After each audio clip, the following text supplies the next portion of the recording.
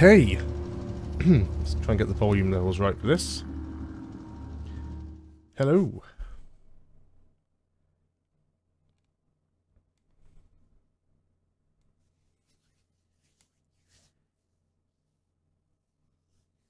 Thompson, Ripjaw, Stoller, Richter. I won't mince words. You're all infected, and this is your last chance to do something good for your species.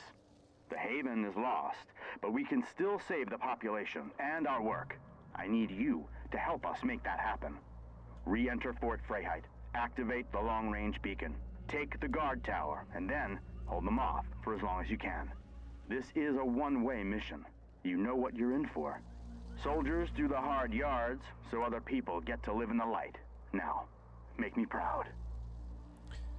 Okay, so we are playing the EGX Rezzed demo build of Phoenix Point. This is a work in progress. This is sort of pre-alpha, so there's lots of placeholder stuff, lots of bits and pieces that are missing, lots of things that aren't implemented at all or implemented properly, and it has a fair few bugs which we discovered over the weekend, which are all things that we'll hopefully get rid of before we release the backer build at the end of the month. But this is a good opportunity for me to just mess around with the build a little bit more. There were quite a few things added to it just before we got to EGX, so I only got a chance to play it a couple of times myself over the weekend because we had some massive queues of people wanting to play, so this is my excuse to just go and have a bit of a mess around with it. There's probably another live build that's actually improved on this one a little bit since then, but it's always good to try and keep my hand in and sort of memorize all of the mechanics as they are. The current music is indeed placeholder. It's actually composed by a guy called Simeon Dotkov, who is our own in-house sound guy. He does all the sound effects in the games. He's actually the voice of the Crabmen as well. But his music at the moment is just temporary. The music for the final game will be by John Broomhall, who is the original composer who did the music on XCOM UFO, Terror from the Deep, Apocalypse, and he's coming back to do the music for Phoenix Point. Hopefully we will do something with Simeon's music, though I actually really love it, particularly that sort of Stranger Things vibe it's got going on. I really hope that we can get that to you guys at some point, as opposed to it just being lost forever when John comes on board. Thank you very much, Sean. Yes, I do enjoy a bit of EU4. I'm by no means the greatest EU4 player, but it is one of those games that it does just suck you in. So I think we can safely move forwards a little bit. Now, this being a demo build isn't a random scenarios, and the enemies always spawn in the same places. The map is always the same, so I do know a little bit of what to expect, which can be a little bit like, sort of like I'm cheating, because I can prepare for everything that's going to come along. But I'm fine with that. When we release the backer build, it will have procedural maps, which means you'll have sort of random missions. You won't know the layout of the map. You won't know where everything's going to spawn.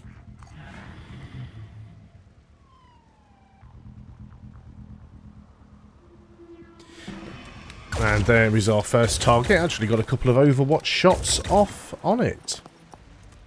Now, we wouldn't be able to use the music as menu music, as good of an idea as that is. The contract is for Broomhall to do all of the music, the entire soundtrack for the whole game. But, you know, hopefully we might be able to release Simeon's music as part of the soundtrack or something like that, even though it's not going to officially be in the game. So there's a couple of things that we actually have added in the EGX build that weren't in the PC Gamer Weekender build. Firstly is the bar along the bottom of the screen, this bar down here. It's hard to point to because when the mouse goes to the bottom of the screen scrolls.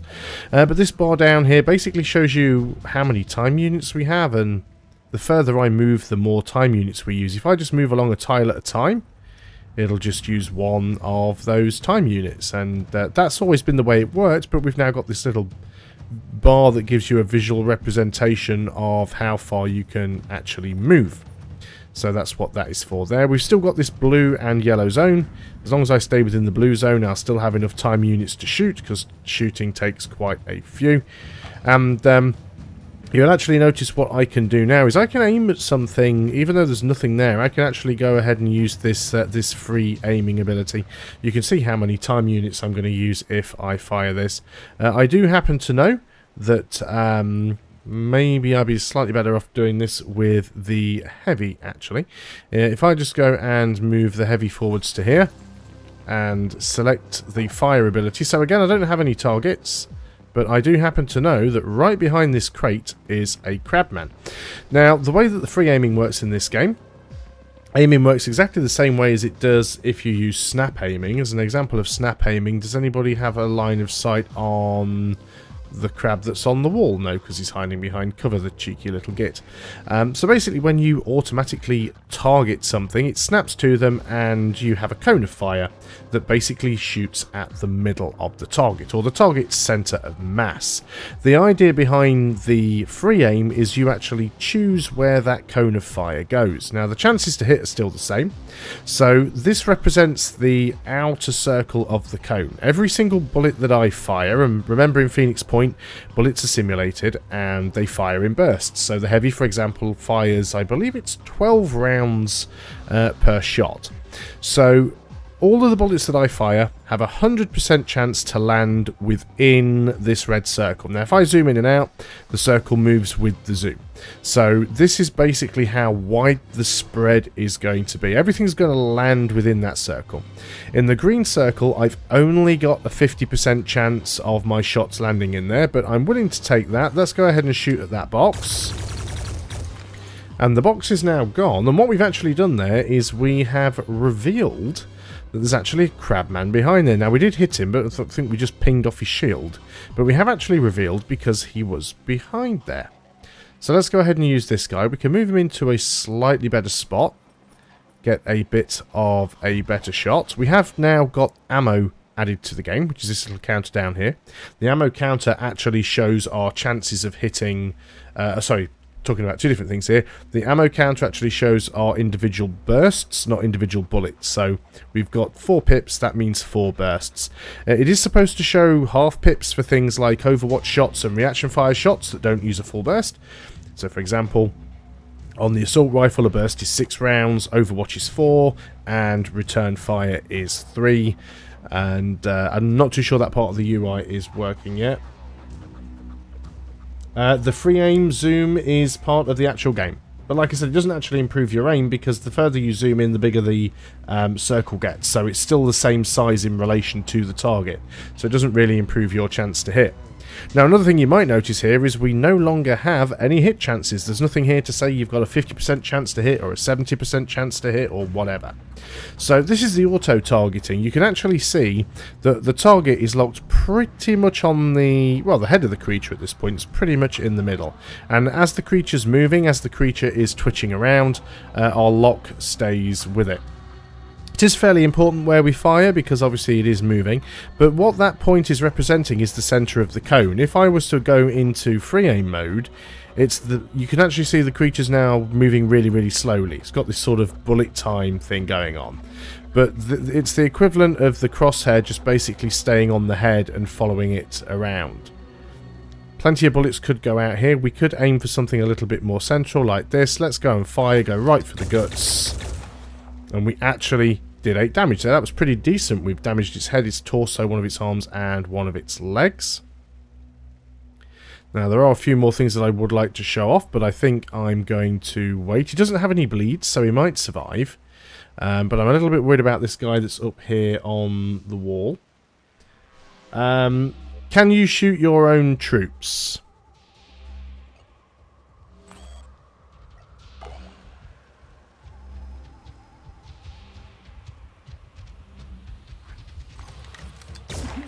Yes, you can. There you go. I knew you could anyway, but I just wanted to show you. Yes, you can indeed shoot your own troops. I'm going to put this guy on to Overwatch. Hopefully we can get that guy that's up on the wall. We're going to head and... Do we want to take a shot with you? No, you're in cover, so we'll just go ahead and put you on Overwatch. We can heal this guy up later. And you're going to exert. This thing's no longer called run and gun, it's called exertion. Gives you basically 25% of your movement points back, so you can go and back off and stuff like that.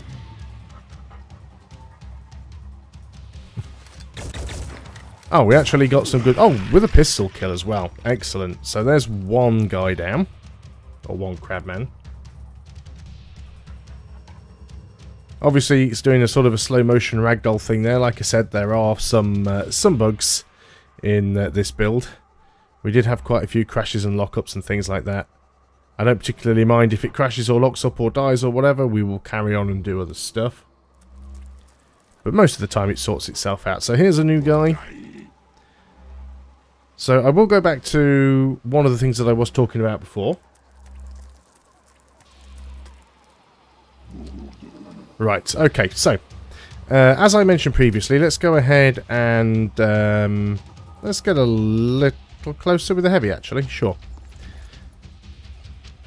So if we were to lock onto this guy, again, this is using the auto aim. We could just go into the manual aim if we wanted. Now, as you can see, I've got a pretty good chance of hitting him because my shots have a 100% chance to land within this circle.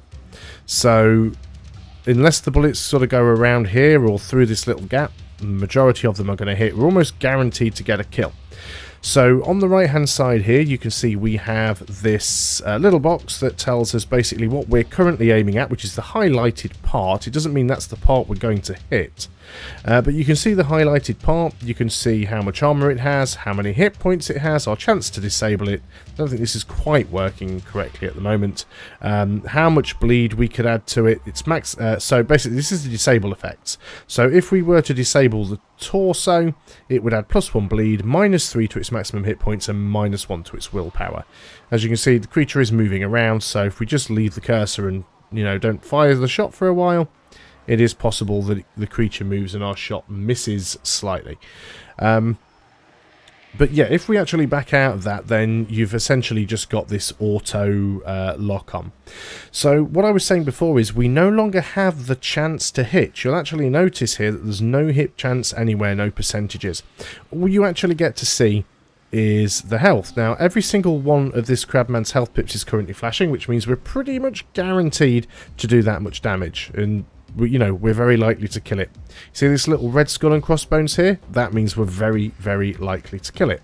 If I go and select somebody else, say for example this assault down here, and if we aim at the Crabman with him, you can see that he actually has 5 flashing health bars, but these ones have actually got these little white and red diagonal lines in. Now, that means that we could potentially do that much damage, but it's not guaranteed. There's no red skull and crossbones flashing either, so if we were to take the shot here, we wouldn't kill it. The main reason for that is the assault rifle doesn't do as much damage as the heavy's machine gun.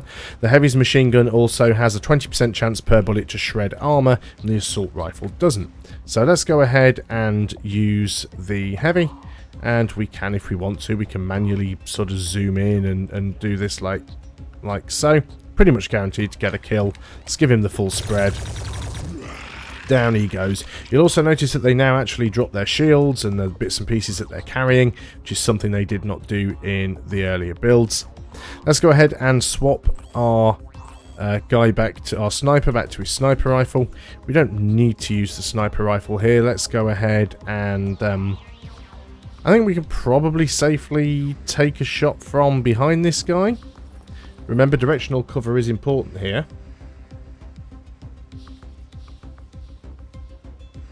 Even with it, yeah, well, certainly the free aim is a way to give you more control. I don't know if you've listened to the Crates and Crowbar podcast that Julian did at EGX Rezzed. One of the things that he was actually saying in that is that because we use the sort of what you see is what you get cover system and these realistic ballistics, it's very, very difficult for a player to look at the isometric view and to be able to tell whether or not a bullet is going to hit cover. The way that you can fire in this game works pretty much the same way that it did in the original XCOM, but in the original XCOM it was quite easy to accidentally hit cover because you couldn't tell if you were going to hit it or not. Let's go ahead and take this guy out. Now, we might take reaction fire from a Crabman gunner that's... There he goes. There's a Crabman gunner at the back of the map, and he took some reaction fire on me. Did he actually hit me? Doesn't look like he did. He's actually somewhere... There he is. So this guy took a shot at us. So the crab main gunners have the return fire mechanic, just the same way that our assault does. Now you can see what we've got here with our assault is I actually used exertion on the last turn, but I can go ahead and use it on this turn as well if I want to. I was trying to do it to get into somewhere that's probably a little bit better cover. There aren't a lot of options, unfortunately. Let's just go ahead and just get him in behind this crate. That'll be fine. So we'll put him in there. Leave him still. He'll be fine. So we've got our sniper. He can just run forwards now. He's nice and safe. Yep, certainly. So that's the way a height advantage would work. So unlike in a game like the Firaxis XComs, what I'm going to do here, unlike in a game like the Firaxis XComs, where essentially having a height advantage just gives you a better chance to hit, having a height advantage in this just means you've got more chance of the bullets missing the cover because you're shooting top down. So let's go ahead and swap weapons here. Now it doesn't make a lot of difference on this guy because it's the same amount of time units to use all of these items, so it doesn't actually change the blue zone. But I'm going to go ahead and move forwards. I'll use a heal on myself because I did shoot myself just for a demonstration. I'll go ahead and use the medkit. Currently in this demo build there's no way to repair damaged limbs, however there will be in the finished game because there will be classes and equipment and items that can do all of that for us. So everybody's pretty much out of turns now.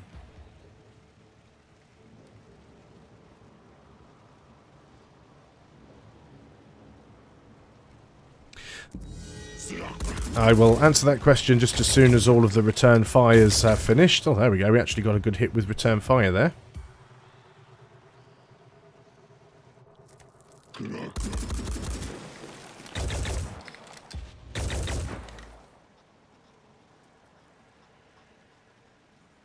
Nearly killed him. Right, so to answer your question, the standard shot, or the sort of automatic shot, just kind of locks onto the creature's center of mass, or the target center of mass. It doesn't really optimize for maximum damage. It doesn't optimize to try and miss the armor or anything like that. That is what the manual shot is for. That manual aim is to allow you to tweak the shot. So if we look back at the original XCOM, if we look at XCOM UFO or Terror from the Deep, creatures didn't really have armor from various different sides. So whether you shot them from the front, shot them from the back, shot them from the sides, it didn't really make a difference. You could still damage individual body parts, but there wasn't really such a thing as flanking. It didn't matter which direction you hit them from. Now that's one of the major differences with Phoenix Point, because this doesn't even apply to the Firaxis XCOM. It doesn't matter where you hit them from. In Phoenix Point, it does matter. So if you're trying to shoot a crabman from behind, you're going to hit his carapace, and his carapace is quite armoured.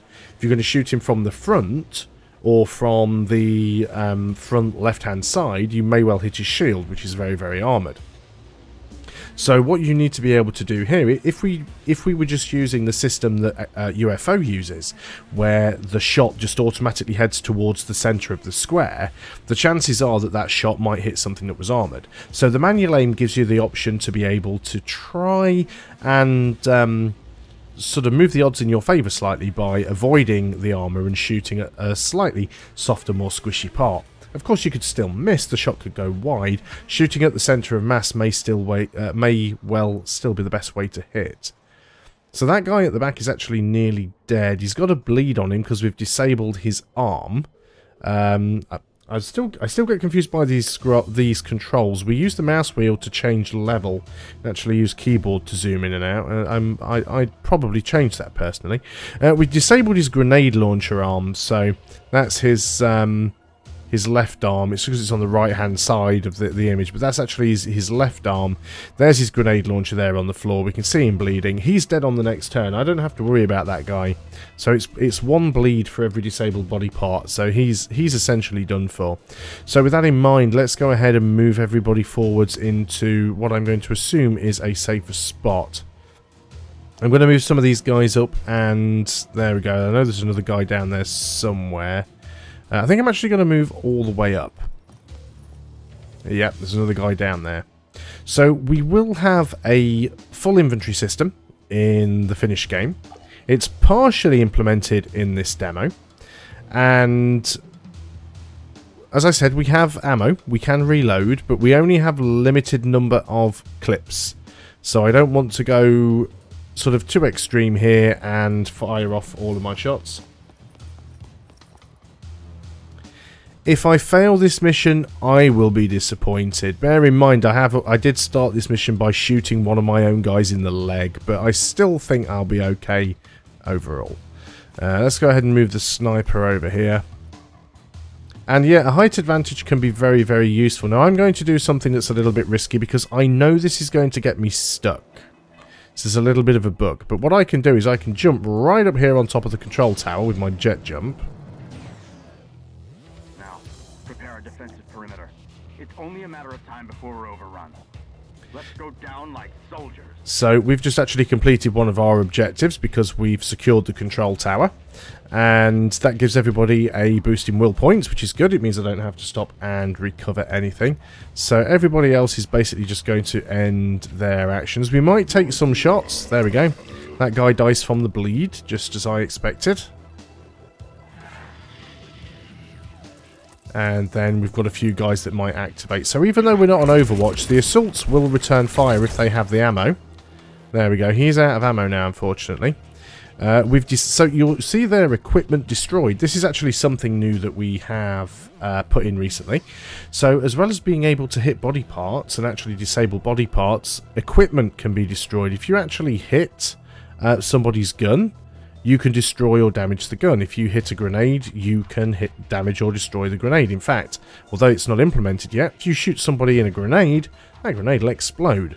So his gun arm has been disabled. Now that might sound like it's good, but it means that he's more likely to use his grenades now. That worries me slightly. So I'm going to go ahead and take a shot with the sniper. I do want this guy gone.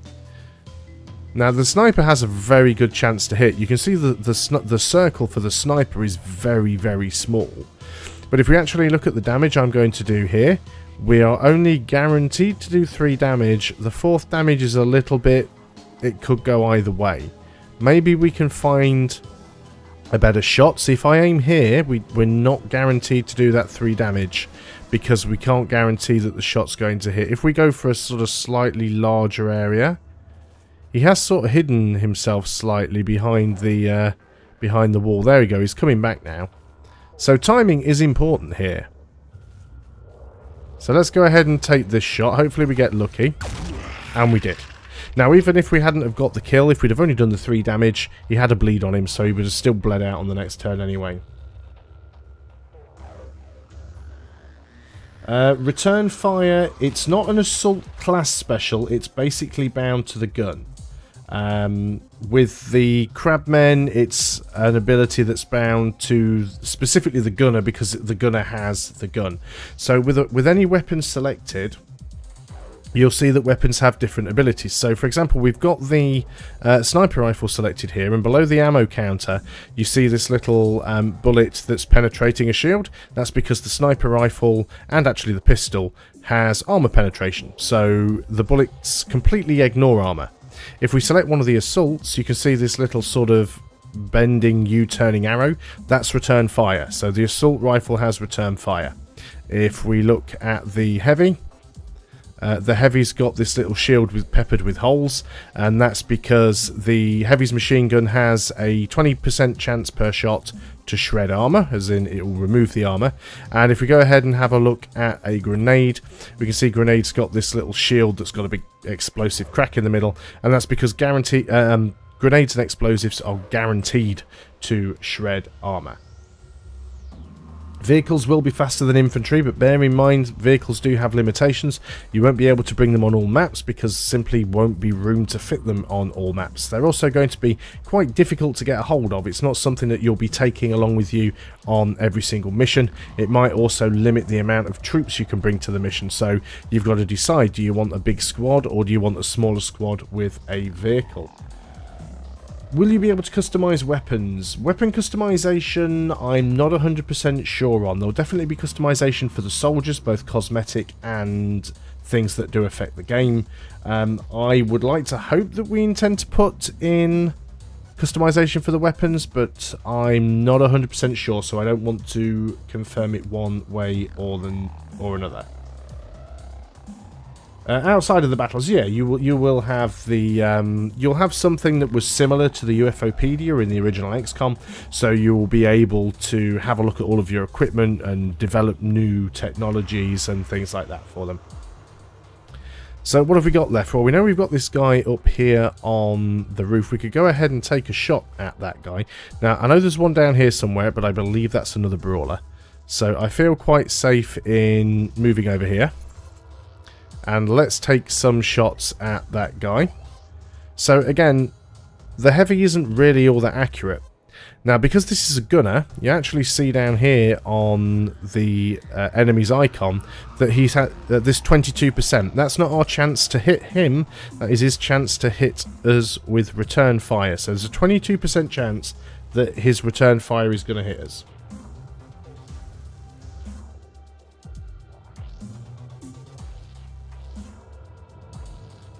Yeah, certainly. I mean, one of the things that we are concerned about is pace. We don't want to implement a system where the player feels that they have to... Because a lot of players don't like this sort of cinematic view, and we've had people asking if they can play the entire game in this sort of isometric view. And yeah, it would be nice if you could just click take a shot and it locks on and the camera doesn't zoom in to this over the shoulder view. You just see that you've got it targeted and you hit the button. And you will be able to skip all of the cinematic sequences. We do intend to make it so you can disable them or skip them. But yeah, if everyone's going to decide that the best way to take a manual shot, or the best way to take a shot is to do it manually, it does really slow the game down. So, you know, this is why we're experimenting with different, you know, different mechanics and different interfaces to try and find something that works best. So the Heavy's actually got a really lousy aim at a distance. If we were to... Why can I see another target? Oh, we've got the guy in there who's in the building, so I can't actually see him. This guy's chance to hit me has gone down a little bit. I'm not 100% sure why. But yeah, you can see we've only got a 50% chance of our shots landing within the green circle. And to actually... I mean, we could roll the dice on that.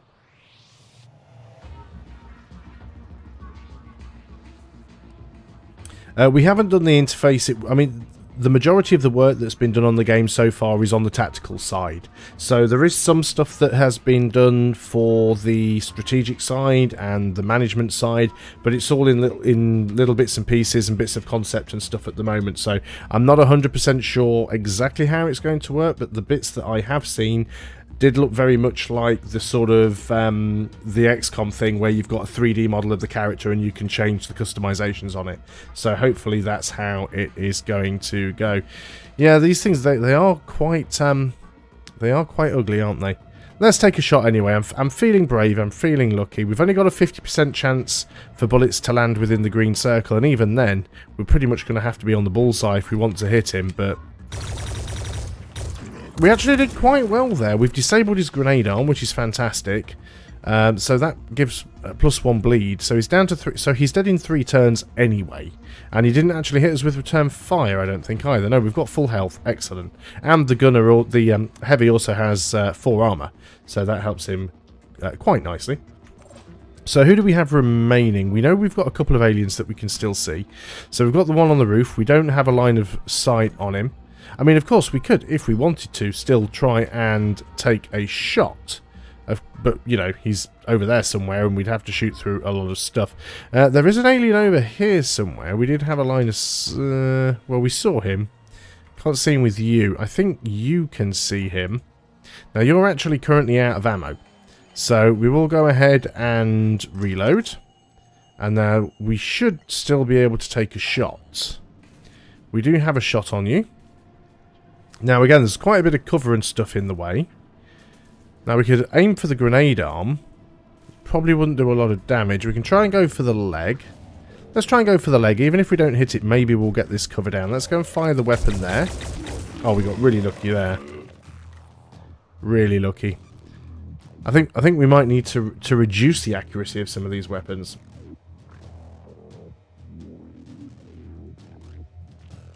At this stage, I honestly can't answer too many questions regarding the customization because it's just not all been implemented yet. So I know that there will be things like different camos and different armor types. Obviously, there'll be different tiers of armor, so there'll be different technology. You know, sort of basic starter armor, and then your heavier armor going up to your sort of more powerful armor. And you will be able to mix and match different parts. So you'll be able to use different legs and different shoulders, different helmets, different chest pieces, and all of that stuff. I believe that there will be cosmetic things in terms of different camo patterns and colours and stuff like that. But again, it's not something that I can confirm because it's still sort of very much work in progress.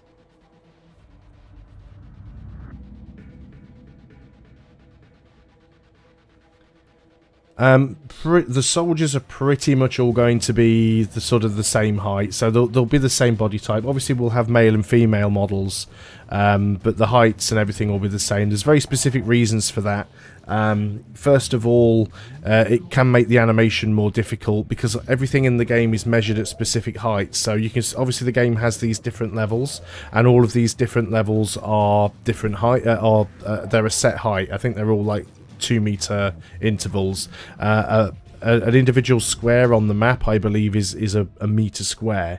So once you start to make the characters bigger or smaller, you then have to make the animations different so that they look like they're moving faster or slower, because their strides would be different. It also affects them when climbing up and down ladders.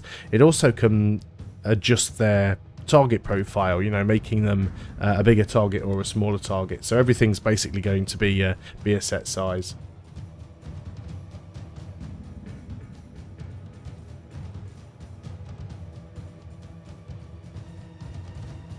The sniper does have an ability that isn't in this current build. It was in the PC Gamer Weekend build, and that ability basically lets them snap to a particular body part, which is almost like the sort of the VATS aiming system in Fallout.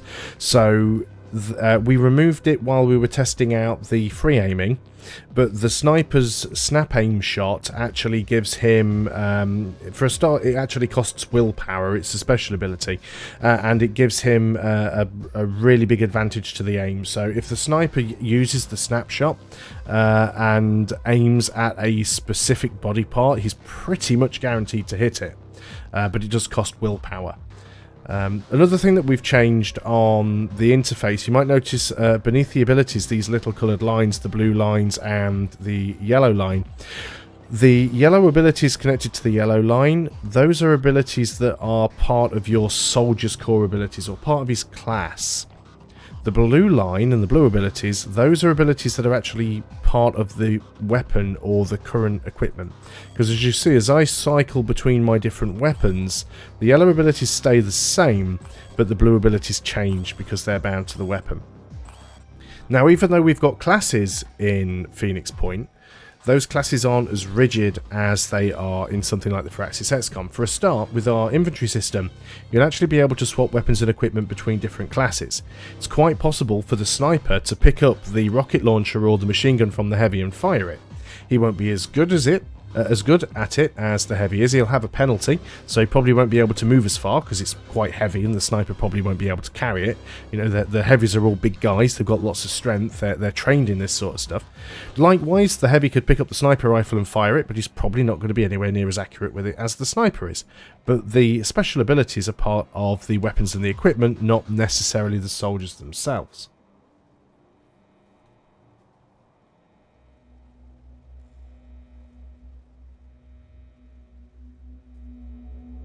Yeah, free aim does not get an aim bonus. So when you use the when you use a normal shot against a target, I'm not too sure we've got anyone that we can actually take a shot with right now, but maybe you can get a line of sight on that other alien actually. Where's the? Oh, it's the one on the roof, isn't it? Yeah, I don't think we're going to get a line of sight anywhere on that guy. But I'm going to move over here for a very specific reason. And I think we will overwatch up. But yes, when in the previous build, in the PC Gamer Weekend build, the sniper's snap targeting ability, only the sniper could do it. but when it was a boss like the Crab Queen, everyone can basically every target on the boss, every section is snap targetable by any class. Because the bosses, it's quite important to pick which order you take their limbs down in, because they have different armor values and different health values. So, and of course it's a big target, so mechanically you'd think, well, it makes sense that the sniper's the guy who's accurate, the sniper's the guy that can pinpoint accurately hit body parts. But when it's a massive Crab Queen monster the size of a house, everybody should be able to pinpoint specific body parts. But we've just removed that temporarily while we are, you know, experimenting with the free aim, basically. But yeah, that particular ability does get an aim bonus and allows the sniper to pretty much be guaranteed to hit that body part. So the end of the cone that is used to fire on a normal shot has exactly the same size as it does when you manually aim it. It's just instead of the computer pointing it automatically at the center of mass, you're taking the control of that away from the computer and fine-tuning it yourself. That's the only real difference. Let's go and end actions with all of these guys. So this guy's going to come towards us now. We're actually taking a couple of shots there. He might well use his grenade launcher. Oh no, it was his grenade arm with disabled. He still had his gun. That's fine, he's down. So most of the things here are already dealt with. Now I can jump down from here using my jetpack. At least I should be able to. Not going to use it right now because it only has 2 charges. So I can run around up here on the roof. I'm going to stay up here on the roof for the time being. I believe there's possibly 1 or maybe 2 more enemies on the map. I remember in the PC Gamer Weekender demo, this was actually a lot more difficult because there was a bug where some of the enemies were spawning twice. So that made things interesting. Yep, I was expecting there to be another one around there. That's fine. Got a guy down here hiding in the toilets. So I could take a shot at him here, but as you can see, most of him is hidden behind cover. So we don't have a very good chance of hitting him. I'm not even going to bother taking that shot. We can see this guy down here that's unfortunately had a bit of a hard time here on the toilet. Not too sure if everybody's ever seen that guy before. It's a nice little bit of set dressing. Can we get a good view in there? What's the angle we need to go in? Is it this one? We've got a bit of zoom. So yeah, this guy was just I don't know, taking a dump or something, and things have ended badly for him. I did notice a little bit earlier, people were asking on, I can't remember whether it was Discord or Reddit now, people were asking about the Fog of War. I think it was on Reddit actually. There will be Fog of War in the final game. There will be sort of weather effects, there will be the mist. It just hasn't been implemented yet. This is just as simple as that. The way it works at the moment, there is line of sight, so if something isn't in your line of sight you can't see it, but there's no Fog of War implemented in the current build. Let's go and put you on Overwatch. We're not quite at full willpower. Now if your willpower does get down to 0, you do have a good chance of panicking. People have asked why we're using willpower and why we don't just use time units for everything. And that's mainly because in the original XCOM, where we just used time units for everything, you didn't have all these special abilities. And if you want to use special abilities, you have to put some sort of limitation on them. Firaxis do this by giving them either limited uses or by putting a cooldown on them. Well, the problem with cooldowns is they can be a little bit restrictive because you use an ability in a certain situation and then you might need to use it on the following turn in another situation, but it's on cooldown. So we give you the ability to use them as many times as you want, and you can use them turn after turn, but they do have a cost and you have to manage that resource. You can get it back if you kill an enemy or complete a mission objective, or if you use the recover ability, that will allow you to get that resource back. So it's just something that you have to manage in order to use your special abilities. Continuously snapping camera angles, or will be slow turning? At the moment it is just 90-degree rotation. I'm not sure whether or not that is something we intend to change. It is something that I would suggest. You're not the first person to mention it. I'm not a programmer. I don't know how difficult that is to do. I wouldn't... Well, I have done some programming. I wouldn't have thought that there are any restrictions that are stopping us from doing it. So yeah, I'll get back to you on that one, but I'll certainly put it forward and ask if that's something we can do.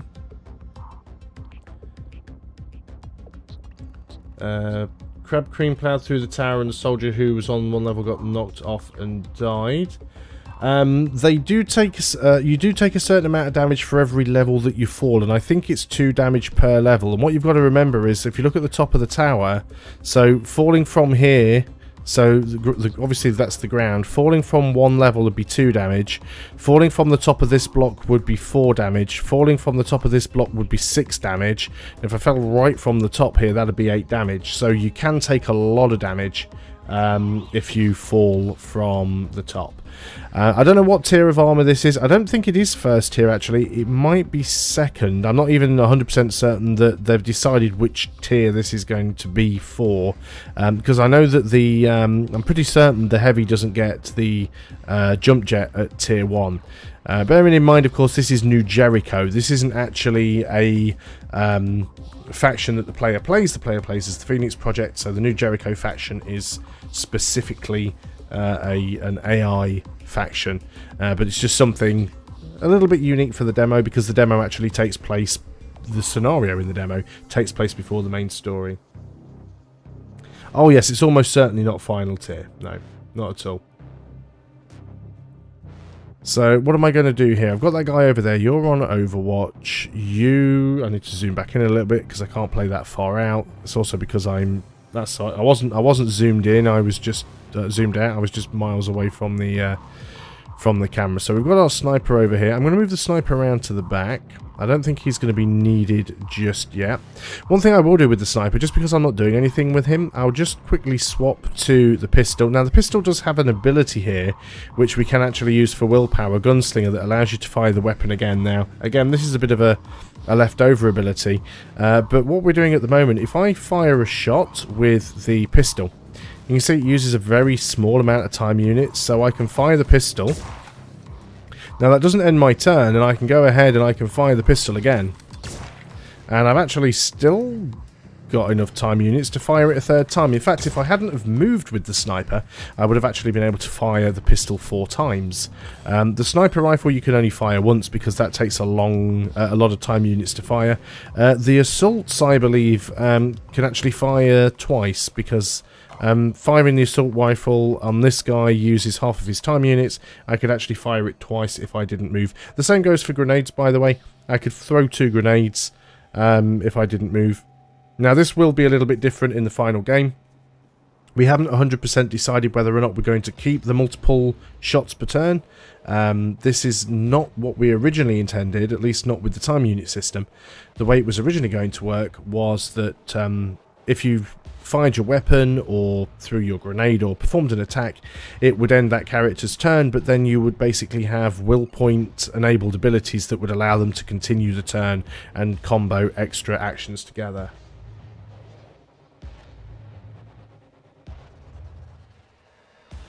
Will New Jericho and other factions' research get progressively better as the game continues? Yes, it will do. So, you might find at the start of the game they may even be a little bit more advanced than you. But yes, the whole idea behind the strategic side of things is that the other 3 factions are getting on and doing their own stuff regardless of what you're doing. So they will be going off and doing their own missions, they'll be fighting the aliens, they'll be fighting each other, and they will be sort of increasing their technological level as the game goes on. There will be different techs available depending on which factions that you get them from. So some of them you might get through diplomacy or completing missions. Some of them you might be able to steal or take. Julian Gollop said something about swappable helmets. Please, can you elaborate on this? I'm not exactly certain which conversation that was and what exactly he was referring to.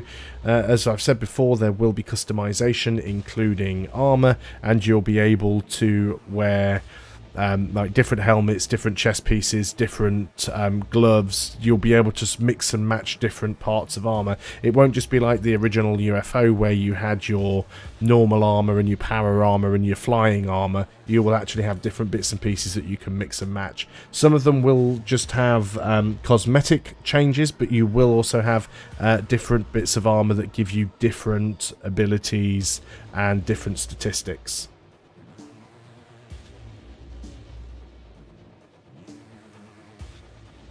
Ian, the time units, yeah, allowing multiple shots. I mean, that's exactly what we've done here. I'm not sure on your familiarity with this project with Phoenix Point, but Phoenix Point is by Julian Gollop, who is the creator of old XCOM, and Xenonauts is basically a sort of a homage to the old XCOM.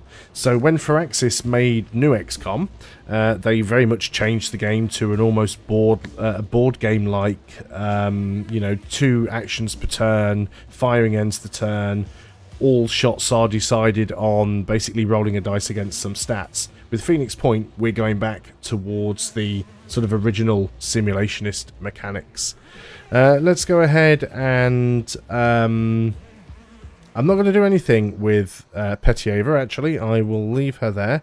I don't think she's going to need to take a shot at anything. You don't need to reload just yet. I don't really want to waste any shots because I know I've got limited ammo. So one thing that we actually wanted to do in this demo was give everyone a fair few more magazines than they're carrying, but that didn't work out for some reason, and everyone's only got 2, so I don't want to waste them. It'll be fine. So there's the guy coming out of the toilet. We've disabled his grenade arm. Put a bleed on him. He is taking a shot. That was unfortunate. We will get reaction fire. Or return fire. So it's done 1 damage to our sniper. It's actually hit our sniper in the head. Didn't disable the head though. It's only slight damage. So as we can see Queenie here. We've got our heavy selected already. Let's go ahead and swap to the rocket launcher. We've got 2 shots with that. And let's go and launch the missile right into her face. So I do cheat at this. Well, not cheat, but I exploit it a little bit. I know that the Queen's coming. I save my explosives. So he's taking a shot at me. And that's because he has line of sight. So the way return fire works, if something has a line of sight and you attack one of their friends or themselves, they will take a shot at you.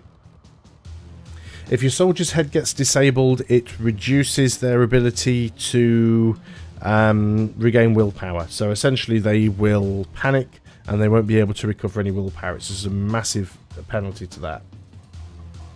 But there will be different penalties and different bonuses again as we get further through development. So our heavy's going to stay up there. So, yeah, our sniper's fine. He took a tiny little bit of damage, but he's okay. Now, we didn't kill that thing off, did we? I don't think we did. Has he gone back and he's taken cover? Yeah, he's gone back in and hid in there, which I don't particularly appreciate. Do we have a shot at him somewhere? I'm not even sure if I can shoot through this. So, let's give it a go. 24% chance that his return fire will hit me. Oh, we did shoot through it. Excellent, we got him. So that's where manual aim comes becomes useful? Yeah, becomes useful. So basically, I took a manual shot and hit him through cover. Now again, in the final game, different cover will have different properties. So some may take more rounds than others. Some might only be destroyable by explosives. Some may be completely indestructible.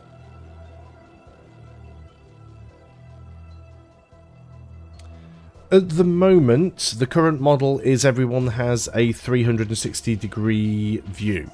It is something that has been discussed internally, particularly for abilities such as Overwatch or Return Fire, because you may want to restrict it so that you don't end up shooting a target that is in cover or when one of your own men's in the way or something like that. And it's something that I'm definitely pro view angles.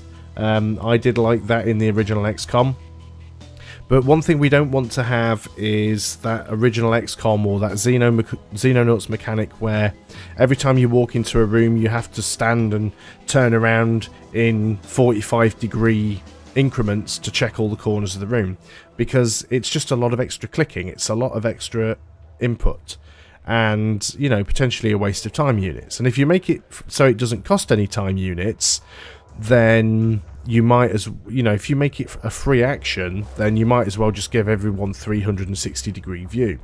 Now, unlike XCOM, where everyone has like 90 time units, in this game it's more like everyone has maybe, I don't know, what's the split? like 16, 18 time units, something like that. So instead of having a lot of time units to mess around with, this just makes it more simplistic. Which is not a bad thing. You know, you've got to have a certain amount of streamlining, which I think is acceptable.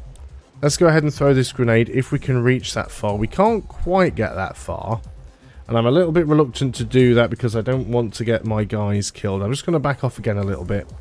Quite happily back off. So who have we got? You can't move up any further.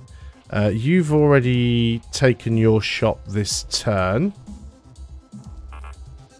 Yeah, no more uses this turn. So there is a limit to the missile launcher. The missile launcher is a special ability, so that can't be fired again this turn. Although grenades can. Now we can go ahead and take a shot with the sniper. That's acceptable. The sniper has armor piercing, so that is fine. Now as I've said before, 100% chance for shots to land within the red circle, so that's a guaranteed hit to the torso. How much damage did we do there? 5 damage. Nice. That's quite decent.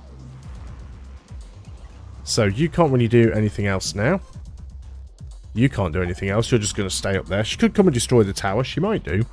But I think we can bug out before she gets that close. Let's just get everybody else to end their turn. Your willpower's not bad. Is the queen going to get close enough to us to take us out? No.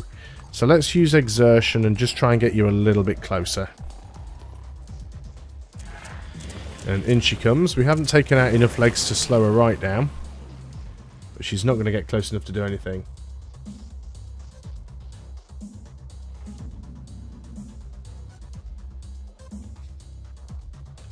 We have got new enemies in the works. There's obviously issues with showing things early, you know. We don't want to sort of... where's my guys? Make sure I'm just not dropping a rocket on the guys. We don't want to go ahead and sort of spoil everything and show all of the different enemy types too early. Not everything is going to be sea-based either. There will be a lot of... Oh, that disabled a lot. There will be a lot of different enemy types. But we are in the process of, you know, working on them because they all have to be modelled and rigged and animated and given their abilities and stuff like that. So they are being worked on. But we're just not ready to show any of them at this point. It's a little bit early for that. But we will be showing some more of them. Not all of them, but we will be showing more.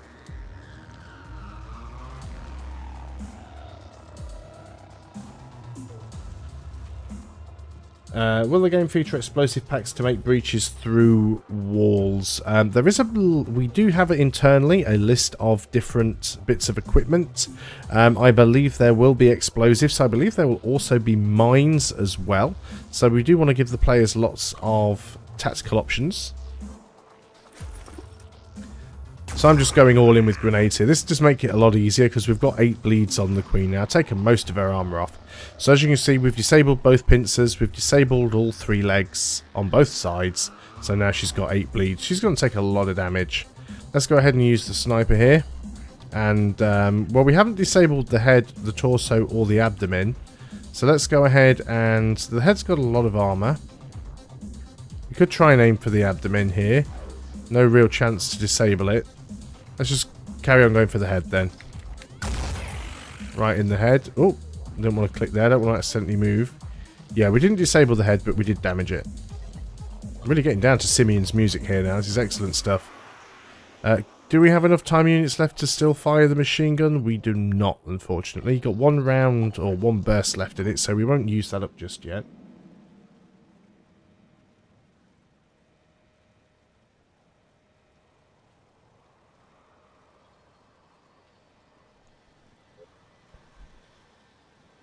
As I said, we are working on the models. The main issue is we only have 1 rigger, so that creates a little bit of a bottleneck. So we've got plenty of guys working on the concept and then creating the models, and then they all have to go through the rigger. And if for those of you who don't know what the rigging process is, rigging is basically where you make a skeleton that fits inside the creature, and it's the skeleton and the rig that allows the animators to then go and animate the model. And the rigger also does some excellent stuff as well. So for example, the queen, as the queen moves around, The legs don't have to be individually animated. They track where the ground is. If it walks over an uneven surface, the height of the leg will automatically adjust as the crab moves. And it's just that takes time. So, you know, just a bit of a bottleneck while things get pushed through. But there's a lot of stuff that is currently in the works. Another thing to remember as well is that normally the most optimal way to build a game is to build a very, very rough skeleton of the entire game. So you try and get as many things in, you try and get as many features in as possible, and you get everything working, and then you concentrate on making it all look pretty and getting rid of all the bugs and polishing everything up. But because we've been delivering we are crowdfunded, we are an indie company, and we rely on pre-orders, we rely on investors. So in order to promote our pre-orders, we have to have something to show, and this is why we've got this demo that we go around and use at various different events. Now we've had to create something that has a certain level of polish, and in doing that, the development, instead of being spread out on making a rough skeleton of the game, has been more focused on this one little portion that's more highly polished. So it's just basically that the build order has not been optimal. But the stuff is, you know, it's cooking, it's in the oven.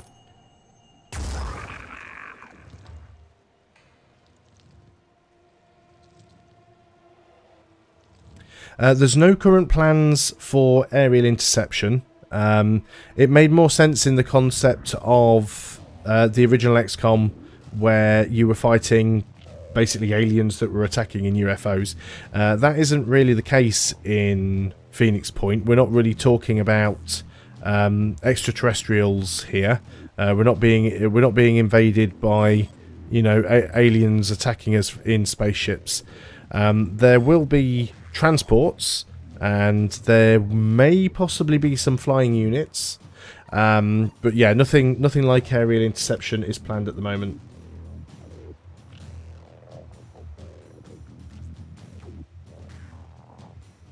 Yeah, the Queen's pretty stuffed at the moment because I've completely disabled her limbs, so she can't actually move.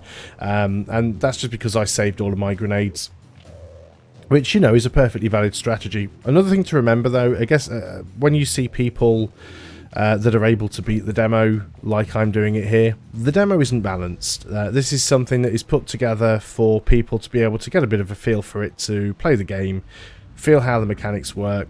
Remember that we're taking this around and using it in shows and demos. At EGX Rezzed, we had massive queues on all 3 days, and one thing that we don't want to do is have each person taking an hour to play the game, so we made a scenario where it's relatively quick and easy to do. Now, hands up, it's taken me an hour so far to get this far, but I have been stopping and talking to you guys and answering questions and demonstrating stuff as I go. If I was just playing this game at full speed, I can complete this scenario in about 10 minutes. Which is ideally what we want for a show build to be. So let's go ahead and just cancel up on these guys. You are up there, so you can actually take a shot, and we'll actually do a lot of damage here because the Queen doesn't have all that much armor. If I can shoot right in there, that's pretty much a guaranteed kill. So that height advantage really sort of helping us out. No cover in the way there. Down goes Queenie. And that didn't end, so there's one around somewhere that I've missed. We will need to reload. Yeah, that's correct. I mean, we were originally hoping to release the backer build in the first quarter of this year. But then we had to get the demo ready for PC Gamer Weekender. There are a few bits and pieces that we didn't get in there at the time, and a few things that we weren't happy with, and there were some bugs and stuff like that. So we decided to delay things to, you know, get it where we want. It's always unfortunate to delay the release of something, but we'd sooner do that and, you know, deliver a certain quality than just rush it to get it out of the door. And one thing that we have found is we do get compared to XCOM, the new XCOM. We get compared to new XCOM quite a lot, which is understandable. You know, we see why that happens.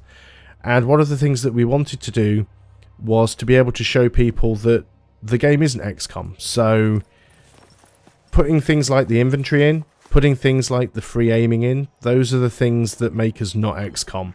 And those are the things that we wanted to make sure went into the backer build.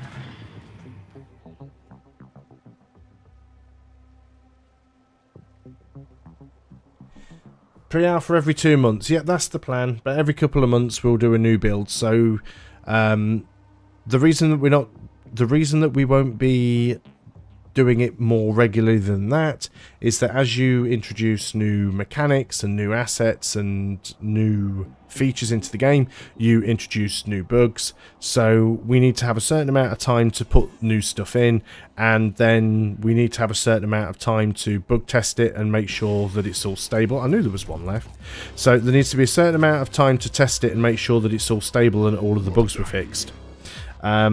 If we were to release, say, every couple of weeks, you'd get 1 or 2 tiny incremental features that are hardly worth noticing, and then you'd either have a game that was buggy because we didn't have enough time to shake the bugs down that had been introduced, or the releases would end up getting delayed while we bug fixed. So 2 months is a nice window. It gives us enough time to add a significant amount of new content and new features, and also gives us enough time to sort of shake it down, QA test it, make sure that it's all working like we'd want it to.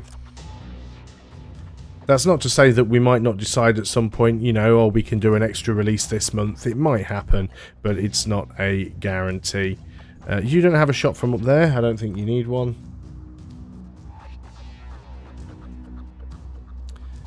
The non-pre-order, we haven't confirmed a price yet, so nothing is guaranteed and set in stone, but it's certainly going to be more than it is currently on pre-orders. Also, of course, once the pre-orders are finished, because pre-orders at the moment are still using the crowdfunding backer tiers, so you get all of the extra backer rewards as well. Once pre-orders are finished and we go to retail, it'll just be the game on its own, so you won't get the Chaos Reborn key, you won't get things like the soundtrack, although we might make things like the soundtrack and things available, but you won't get the soundtrack and the wallpapers and the compendium, and of course all the physical stuff will be gone, like the art book and the keyring and the t-shirts and stuff like that. Although if we get a lot of requests for those, we might actually we might consider doing a merchandise store if people want to get those things, although we'll have to see what quantities people want them in, because it's very expensive to get physical goods produced if you're only having them made in small quantities. So, you know, we at the end, when the game's ready to release, we'll have a look and see how many people have ordered books and ordered t-shirts, and we know how many we need to get made, and we can do that. Yeah, that's something that we'll consider close to the time. Yeah, art books are fantastic, and we've got some really cool artists. I mean, there's a lot of things in this game that look absolutely fantastic. We've got art guys working on Phoenix Point that are from Ubisoft. We've got guys that have worked on, well, I say guys and girls that have worked on Assassin's Creed, people that have worked on the Total War series. Right, let's go ahead and just deal with Krabby McCrabson over here. We can probably sort him out quite easily. We've got a good chance of killing him here, so we're almost guaranteed to do this amount of damage. There's one final hit point there that we might not get, but let's take the chance. And we got him. And that's the end of the scenario. Fantastic.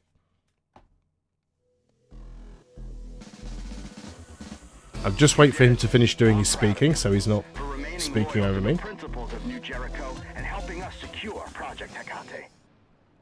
I did actually speak to the art team, and I have said throw nothing away. I appreciate that there's already been some concept art and concepts that have changed and, you know, ultimately won't end up being used in the game, but they're still worth keeping and putting in the art book, because it was artwork that was created for the game, even if it doesn't end up getting used. And yeah, there's a lot of really cool stuff. When we come up with designs for new creatures, when we come up with designs for different variations on those creatures because of all the mutations, we literally have pages and pages of dozens of different variations, and we can't use all of them. And it'll be fantastic not to have those artists' time go to waste on some concept art that just sits in a drawer and never sees the light of day. So, you know, we really want to include all of that stuff in the art book. And, you know, just like the logos. You see the New Jericho logo here. The original New Jericho logo back in the FIG campaign was like sort of two pistols that made up like a sort of a gas mask or a skull. That was the original New Jericho logo. And, you know, we made a few changes to things.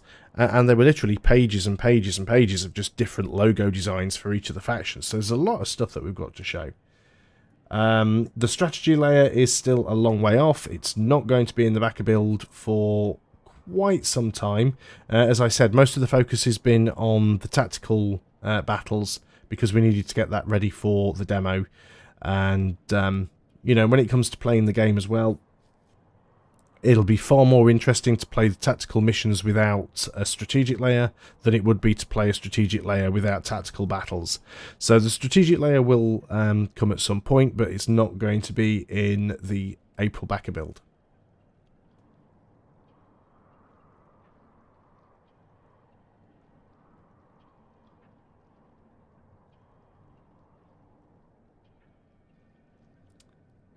The backer build will be randomly generated missions. So basically you will be able... There's going to be two things, what we're looking at the moment. So we believe we're going to include this demo as it is within the backer build, hopefully with the bugs fixed. So the demo is slightly more polished than the randomly generated missions because this map to a certain degree is handcrafted, so it's had a little bit more love and attention put into it to you know, make it a little bit more pretty. So you'll have this map and it will be this mission with the same, you know, creatures in the same places just as it is at the show. And then you'll also have randomly generated missions. So you'll have maps that the buildings, the map layout, the biomes will be randomly generated. It's not going to look as good as the demo does because obviously a lot of it is still work in progress and it's procedurally generated as opposed to handcrafted. But it will mean that you will be able to play multiple missions over and over again and it will be different each time. Is this the final colour scheme for the UI? Will the colour be changeable? I'm not sure if it has been settled on whether or not it is the final colour. It obviously, like everything else, because we are in pre-alpha, it could well change between now and release. We will be offering modding support, although it won't come at launch. Modding support will come later on. It's quite possible that you'll just be able to change the UI colours through modding tools. Soldiers always putting away their weapons when they move, or will this change? No idea. I do admit it does seem a little bit strange to put your gun away to run. I mean, it looks good, sure. You know, it looks cool, but it doesn't make a lot of sense. It is actually something that I am meaning to bring up, because personally, yeah, I look at that and think, well, you know, even though it's turn-based and I'm standing still, and sure, you can run faster if you're not carrying a weapon, it does seem a little bit strange doing that. So it is something that I will bring up, but at this stage I don't know whether or not that is intended to stay that way or whether it is intended to change. I believe the soldiers, at least to start with, are going to be static. So it's probably going to be the same classes, the same soldiers that you get in the demo scenario, and most likely New Jericho as well. Like I said, this is just in the sort of the first build of the backer build. We've only got a limited amount of time. I mean, we are now less than 2 weeks away from the release of that backer build, and we've still got some of the bugs to crush because they're bugs that are present in the demo. So there's only a certain amount of time that we've got to add more content. If we fix the bugs first and then add new stuff, we add new bugs. So we've only got a few days to add new content, and then we have to lock down new content to get the bugs fixed. So what you see in the April build won't have too much more content than is in the demo, apart from like the random maps and the inventory system, but then when we get to the next release, hopefully we'll have more stuff then, and we will just keep adding stuff as we go along. Will there be robotic units? Well, there'll certainly be. New Jericho, for example, has the ability to give cybernetic implants or cybernetic limbs to some of its soldiers. Likewise, the disciples of Anu can actually give mutated limbs to their soldiers as well, and of course these will all be things that you'll be able to get a hold of if you ally with the right faction. I don't believe there's any plans for fully mechanical units, although we are toying with the idea of some larger battlefield units. So you see things like the Chiron, which is actually a 3x3 tile creature as opposed to a 1 tile square. When we are looking at various different units for each of the factions that are a similar size, and one of the concepts that we have played with New Jericho is a sort of a mech, but it's not a fully autonomous vehicle like a Shiv or a hover tank or something like that.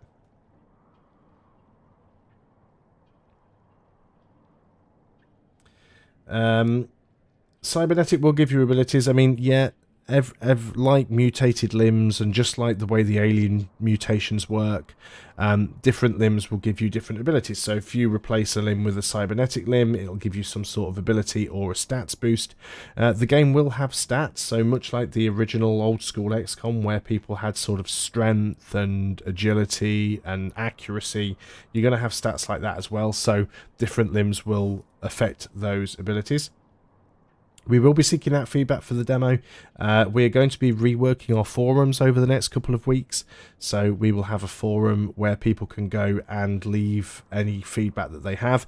There's also a bug report system built right into the build, so if you do encounter any bugs, you can just hit F12 and put in details of the bug reports. It takes a screenshot. You can draw on that screenshot to you know, highlight any particular things that are going on the screen. When you submit that bug report, it sends the screenshot, it sends the logs basically of what the game was doing at the time, and it sends the text that you type in the box. So we will be actively collecting feedback.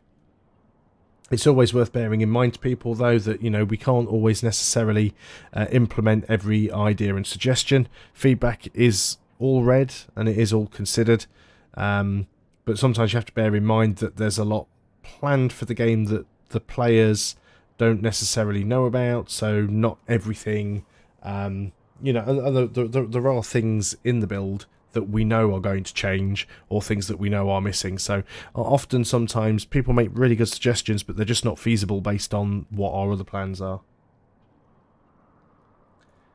I have not played Silent Storm, no.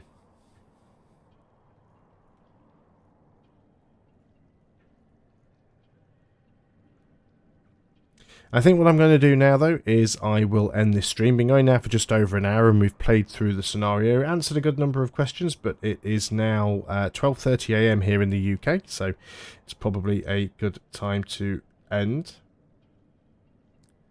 The troop transporter. We will have a troop transports on the strategic map, and I believe the plan for those at the moment is just for transport.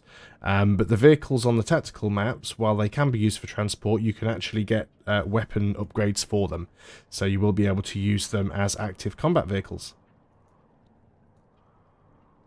Well, no problem at all. If you do have any more questions, I will be hanging around in the Discord probably for the next hour or so, and I'll try and answer any more questions there. If you've not been to the Discord before, the email address is just discord.gg/PhoenixPoint, and that will get you into the Discord. Thanks very much for watching, guys. Hope you have enjoyed this little playthrough of Phoenix Point. I was considering actually making a video of this and putting it on either my YouTube channel or the Phoenix Point YouTube channel, but I will probably actually wait until the backer build is ready, and I might as well show you a version that's got the inventory system in and hopefully has the bugs fixed, and basically do it like a little tutorial for people who will be playing the backer build. Oh, hi Mark, not a problem. I will post this one on the channel so you can come and watch it later. So thanks a lot for watching, guys. I will see you on the next video. Until then, goodbye for now.